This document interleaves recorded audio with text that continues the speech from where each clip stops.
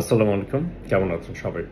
আমরা সবাই জানি ডায়রিয়া বা অন্য যে কোনো কারণে পানি শূন্যতা হলে তা প্রতিরোধে খাবার স্যালাইন বা ওটস স্যালাইন অত্যন্ত জরুরি একটা পন্থা। অনেক সময় এমন হতেই পারে যে ওষুধের দোকান আশেপাশে নাই, আমি ওটস স্যালাইনের প্যাকেট কিনতে পারলাম না। তো সেই ক্ষেত্রে কি করে খুব সহজে নিজে নিজে ওটস স্যালাইন বানিয়ে ফেলতে পারবেন, বা মুখে খাওয়ার স্যালাইন বানাতে পারবেন, আজকে শিখিয়ে দিচ্ছি।